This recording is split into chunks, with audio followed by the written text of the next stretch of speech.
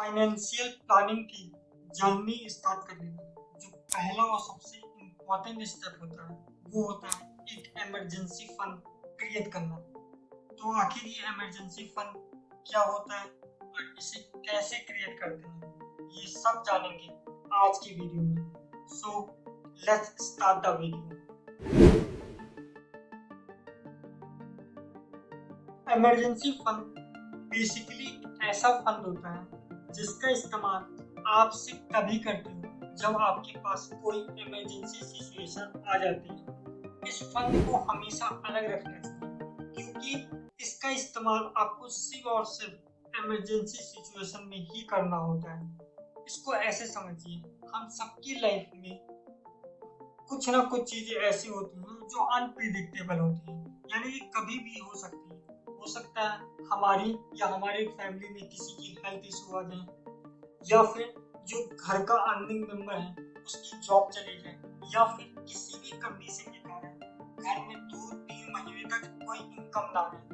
तो इस सिचुएशन में आप अपना इन्वेस्टमेंट रोक सकते हो, आप अपने वांट को रोक सकते हो, यानी कि आप बाहर जाना रोक सकते हो, आप शॉपिंग पे जाना रोक सकते हो, लेकिन आपको नीड के तो पैसे पूरे देने पड़ेंगे।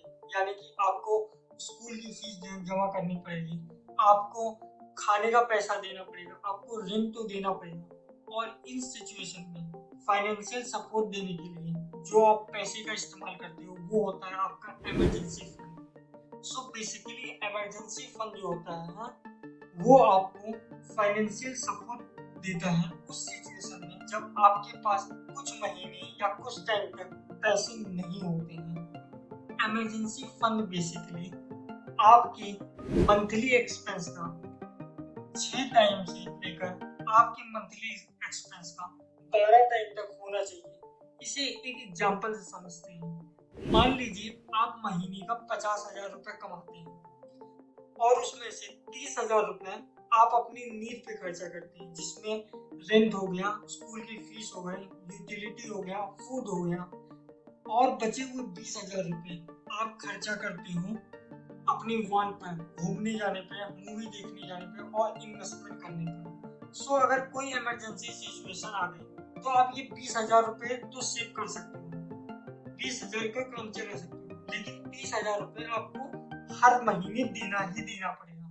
सो आइडियली आपका मंथली एक्सपेंस हुआ 30,000 रुपए और आपका इमरजेंसी फंड होना चाहिए इस 30,000 का 6 गुना या फिर 30,000 का 12 गुना।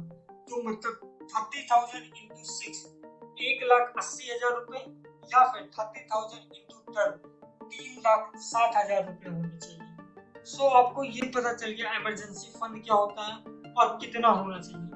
अब बेसिकली इमरजेंसी फंड को हम रखेंगे कहाँ पर? सो हमेशा याद रखिए, इमरजेंसी फंड का पैसा हमें तुरंत और तत्काल जरूरत पड़ती है। इसी कारण से आप इस पैसे से आपको रियल एस्टेट नहीं परचेज करेंगे, क्योंकि रियल एस्टेट को आप तुरंत नहीं बेच सकते।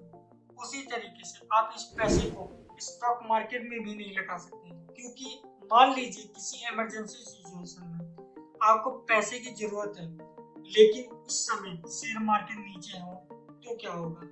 इसीलिए आपको इमरजेंसी फंड का पैसा सिर्फ 3 कंपोनेंट में रखना चाहिए। कौन कौन से? पहला, कैश, कम से कम आइडियली 15 से 20% पैसा आपका कैश में होना चाहिए।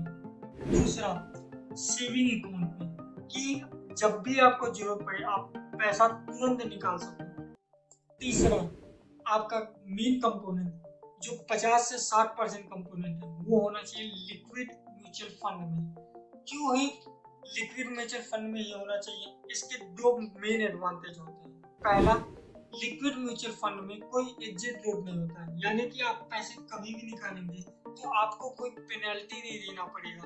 दूसरा, लिक्विड म्यूचुअल फंड में आप जब भी पैसे निकालना चाहेंगे 1 दिन में पैसे निकल जाते हैं, तो आप तुरंत पैसे पा जाएंगे और कोई भी आपको पेनल्टी भी नहीं देनी पड़ेगी। वहीं एफडी में एक प्रॉब्लम ये होती है कि अगर आप टाइम से पहले पैसे लेते हैं तो आपको कुछ पेनल्टी देनी पड़ेगी, लेकिन आपको पता ही नहीं है कि ये पैसे आप कब निकालेंगे, क्योंकि ये तो एक इमरजेंसी सिचुएशन के लिए, और इमरजेंसी सिचुएशन कभी भी आ सकती है।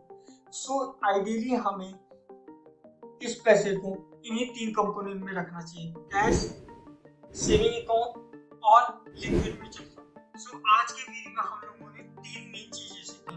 पहले, कोई भी इन्वेस्टमेंट स्टार्ट करने से पहले आपके पास इमरजेंसी फंड होनी चाहिए।